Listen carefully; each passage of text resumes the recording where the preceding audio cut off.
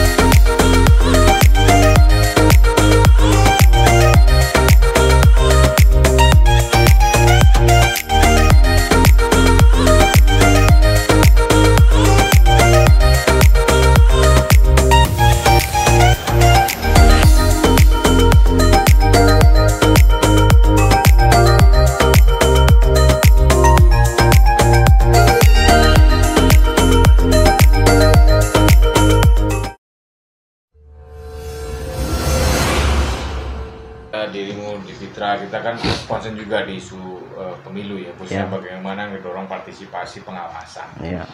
Nah memang sekarang dalam menghadapi pandemi juga kalau saya membaca misalnya di Perbawaslu 4 nomor 4 2020 kan misalnya ada sistem daring gitu pelaporan daring. Juga saya juga apakah tadi model dulu sih pengetahuan saya nggak bisa cuman memberikan informasi awal gitu tapi mesti harus kita masyarakat harus melapor lengkap dengan saksi, lengkap dengan bukti-bukti dan seterusnya. Nah sekarang ada istilahnya masyarakat bisa memberikan informasi awal lalu kemudian ditindaklanjuti dengan penelusuran awal. Bagaimana penjelasannya ini agar masyarakat jadi kita juga ingin agar masyarakat meskipun ya tentu banyak kajian, banyak literatur yang saya baca itu bahwa pelaksanaan pemilu di tengah pandemi atau pilkada di tengah pandemi ini rawan potensi pelanggaran apa segala macam dan seterusnya. Tentu kan komponen-komponen pengawas yang formal kayak Bawaslu apa segala macam, Bumdu dan sebagainya itu kan terbatas juga untuk mendorong ke publik. Jadi coba bisa dikasih edukasi ke masyarakat gimana sih caranya ketika melihat pelanggaran-pelanggaran maka mestinya masyarakat itu harus melakukan cara-cara apa agar bisa apakah mesti melapor. Karena Fitra itu pernah melakukan survei kemarin di bulan Juni 2 bulan dengan dia responden cukup lumayan banyak gitu bahwa sebenarnya keinginan masyarakat untuk melakukan pelaporan, ketika melihat pelanggaran itu antusiasnya tinggi. Jadi pernah ditanya, menurut Anda kalau Anda melihat pelanggaran apa yang dilakukan? Itu hampir 50% responden menjawab, ya saya akan melaporkan ke Bawaslu, ke polisi gitu. Tapi ada sebagian lain yang ya mau melaporkan tapi takut gitu ada yang tidak tahu caranya. Nah, apa pemudahan yang sekarang yang penting untuk diedukasi ke masyarakat soal ketika turut serta untuk mengawasi polisi? Apa strategi yang dilakukan oleh Bawaslu? Ya, pertama begini ya, sebelum saya jawab apa strateginya, pertama saya mau cerita soal bagaimana kemudian Bawaslu mengembangkan mekanisme partisipasi aktif dari masyarakat. Bawaslu punya program namanya SKPP, Sekolah Kader Pengawasan Partisipatif. Ini dilakukan secara daring maupun tidak daring. Angkatan pertama sudah kita lakukan di bulan di tengah wabah pandemi awal itu ya, bulan Juni ya nggak salah, bulan Mei sampai Juni. Ini salah satu cara untuk meningkatkan partisipasi masyarakat. Kenapa kemudian dan antusiasnya juga luar biasa. Masyarakat khususnya kaum milenial ya, milenial yang baru selesai kuliah ya. Mereka kita berikan penguatan terkait dengan bagaimana melakukan melaporkan pelanggaran, dugaan pelanggaran. Terus kemudian bagaimana kemudian teman-teman mereka punya melengkapi barang bukti dan sebagainya. Bahkan sampai bagaimana kemudian teman-teman yang kita coba berikan penguatan itu punya keberanian dalam melakukan pelaporan. Nah, ini cukup luar biasa banyak antusiasnya masyarakat dalam rangka mengawal proses ini. Ya, di Bengkalis kebetulan ada sekitar 50-an lebih pesertanya. Itu kita lakukan secara online. Nah, ini tujuannya itu tadi untuk meningkatkan partisipasi masyarakat. Terus kemudian yang kedua terkait dengan masyarakat, bagaimana kemudian dia harus berani melaporkan dugaan pelanggaran. Yang pertama yang harus dikuat adalah bukti. Bukti yang dimiliki harus kuat.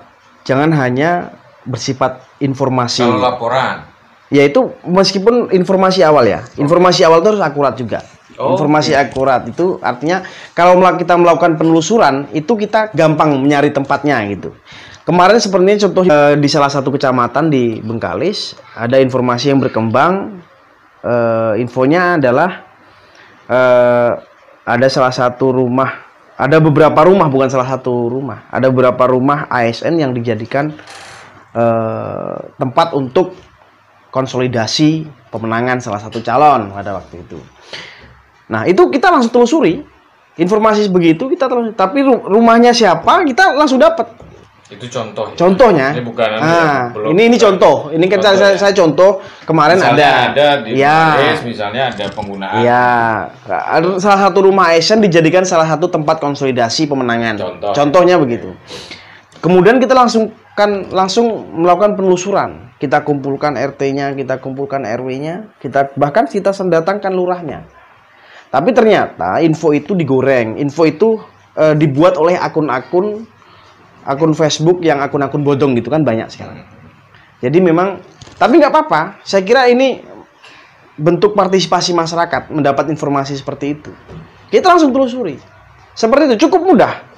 Dengan misalnya kita buat bisa komentar di kolom Facebook, mengirimkan email di email Bawaslu atau langsung melakukan telepon kepada komisioner yang ada di sana, WA gitu telepon ya? Bisa. Misalnya gini. Misalnya contoh saya pas masa kampanye misalnya ternyata ada penggunaan fasilitas misalnya fasilitas negara dipakai oleh salah satu kandidat.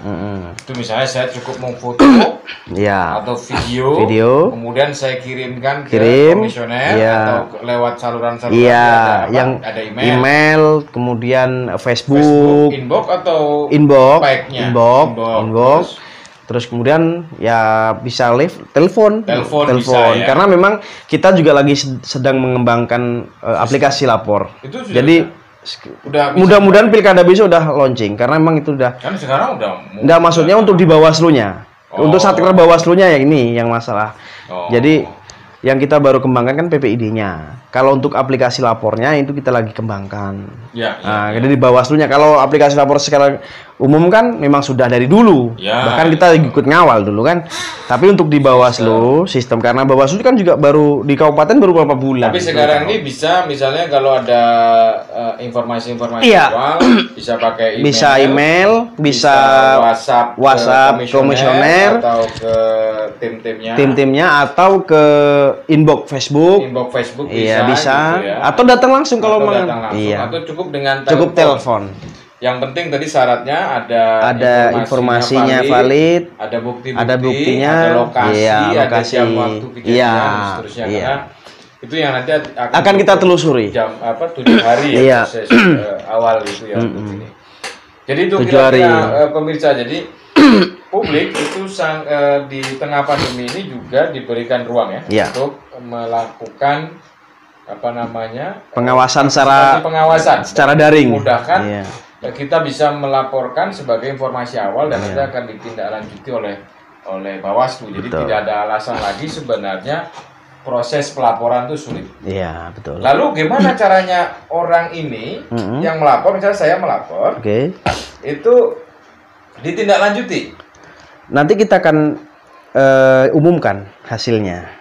Oke, jadi kita umumkan. Itu dalam waktu ada rentang waktu? Rentang lah, sesuai ketentuan kan kita penelusuran itu 7 hari.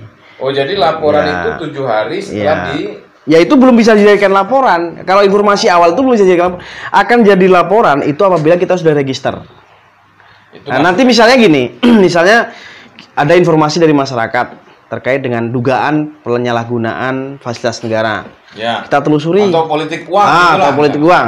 Kita telusuri ternyata terpenuhinya unsur formulir material. Ya.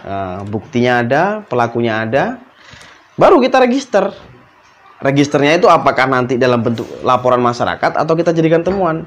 Kalau kita jadikan temuan berarti ya kami yang menemukan, pengawas pemilu yang menemukan. Tapi kalau masyarakat tadi yang melaporkan mau jadi penemu, kita lindungi namanya sesuai bagaimana ketentuan Perbawaslu 4 itu. Jadi nggak kayak dulu saya harus datang ke pengadilan di sidang jadi saksi. Kalau itu tetap. Kalau di pidana pasti. Kalau misalnya pidana gitu ya? Pasti datang. Pasti yang memberikan informasi awal tetap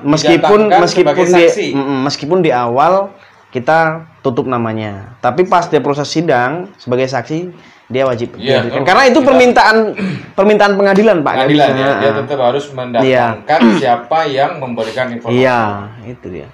Oke. Lalu bagaimana kalau udah dikasih informasi awal tapi nggak ada kabar nih? Misalnya saya kasih info misalnya ke Pak Usman, WA, ada video, ada foto misalnya, ada lokasi kejadian lengkap dengan penjelasan ini siapa yang melakukan ini namanya detail. Terus nggak ditindaklanjuti itu, publik bisa melakukan apa? Laporkan ke DKPP dengan bukti-bukti. Dengan bukti-bukti tadi. Artinya, karena sekarang kami punya kewajiban, ada laporan masyarakat wajib ditindaklanjuti. Bahkan bukan laporan saja kita langsung telusuri kok. Sekarang nggak bisa macam-macam. Contohnya apa tuh? Misalnya ya cukup dengan informasi yang tadi. Awal tadi kita udah langsung bisa lakukan penelusuran awal. Ya maksudnya tadi tuh informasi awal ketika disampaikan kepada ini, Pak, ini saya tadi menemukan misalnya ada orang bagi-bagi duit nih. Untuk kayaknya calon ini gitu kayaknya. Itu wajib ditelusuri. Minimal meminta keterangan. Itu. Lalu kemudian ditelusuri ke bawah. Dan masyarakat bisa memfollow up kan? Bagaimana Pak laporan kemarin udah ditindaklanjuti atau belum? Nah, kalau misalnya bisa. Jadi membangun komunikasi itu juga kita buka ruangnya. Misalnya tidak ditindaklanjuti, misalnya laporan nggak ada feedback nih misalnya setelah dikasih informasi itu bisa ngelapor ke DKPP. Begitu, Pak Tri. Oke, cukup. Terima kasih Pak Usman ya. Terima kasih sekali lagi sudah menyempatkan waktu buat hadir di anggaran kita gitu ya. Ini program barunya Fitra ya? Ya, bukan program baru juga sebenarnya, tapi ya ini baru lah. Kan? Nah, ini untuk mengedukasi masyarakat terkait dengan berkenaan dengan isu kebijakan anggaran, politik, sosial, ekonomi dan seterusnya nanti akan dibahas secara rutin. Sukses selalu. Sip, terima kasih. Pak Usman, terima kasih lagi atas kesempatannya untuk hadir di kita.